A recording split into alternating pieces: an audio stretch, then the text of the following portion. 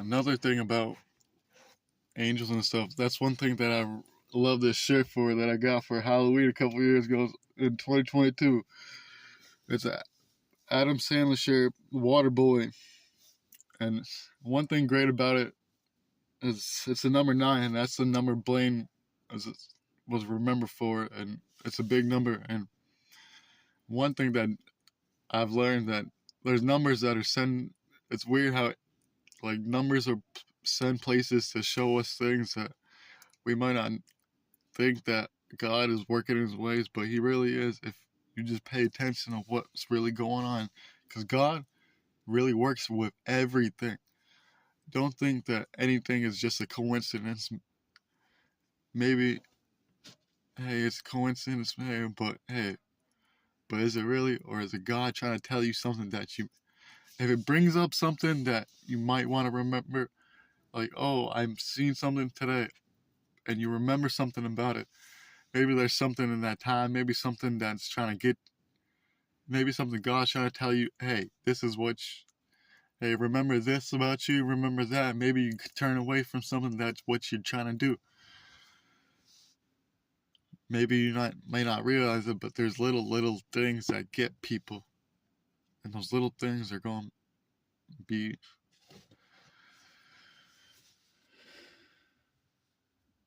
those little things are going to be things that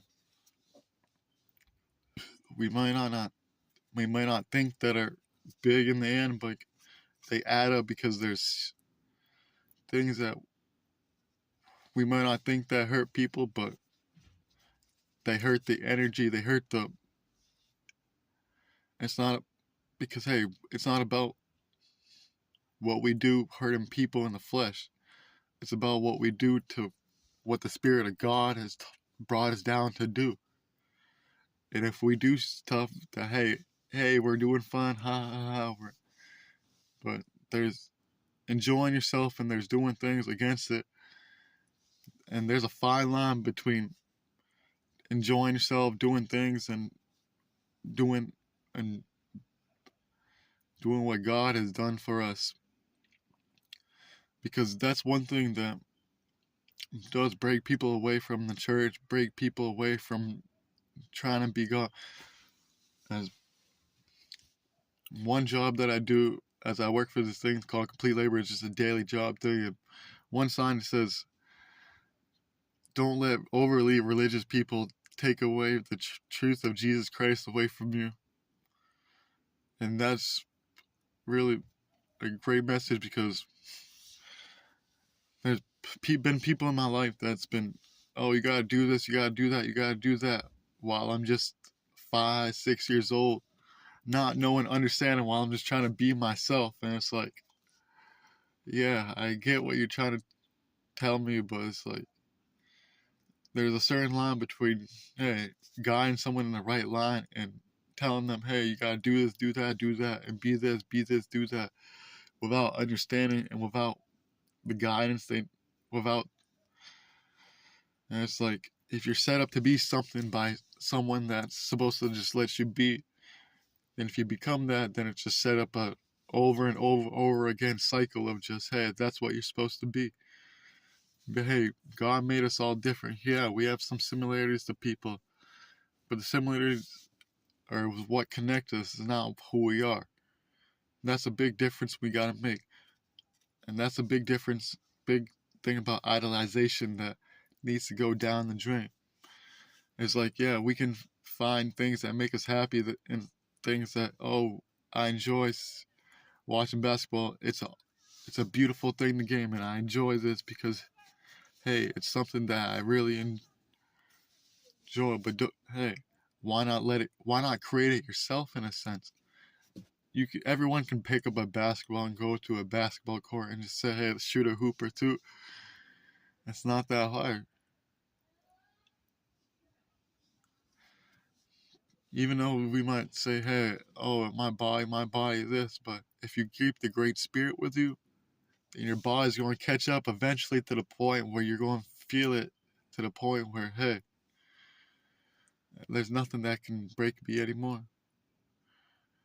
Because if you allow your flesh to eat through the pain, through the Spirit, and the Spirit still holds strong while things come around you in the flesh that try to tempt you, and you get to that goal and that what the Spirit's telling you to do. And that's what one of the biggest, that's the thing that he's telling you. I don't know. I'm sorry, I'm phrasing this a little wrong.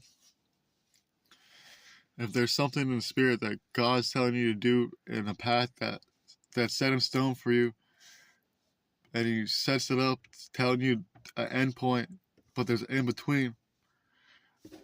And if you get to the end point in that Spirit, what he's telling you to do with all the temptations in the flesh that come about with trying to get to that point of what he needs you to be what the world want, what God wants you to be. As even though people do have different purposes, there is a purpose. As even if it's just one person, even if it's yourself, that you can love properly, you can show the world the love that you have, because if you love yourself, then you can love everyone. And that's what we need to get to, because there's no point in just, we gotta save ourselves from each other first before we can. No, I said that.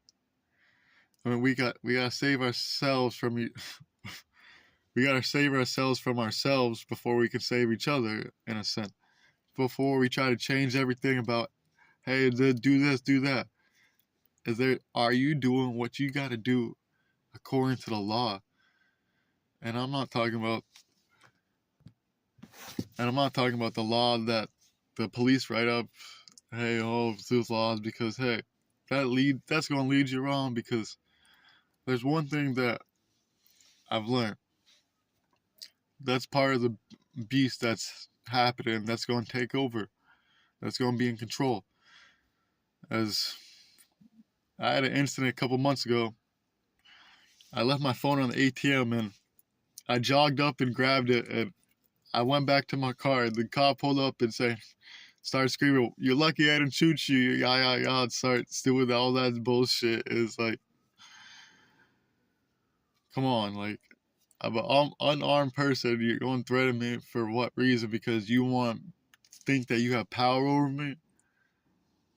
And that's not real power, wearing that badge, if you're not trying to do to serve and protect. Because I've seen, there was a situation 2 weeks ago, a couple streets down.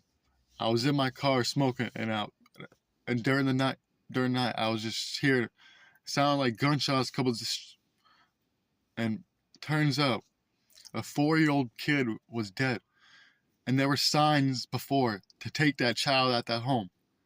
Is that really protection?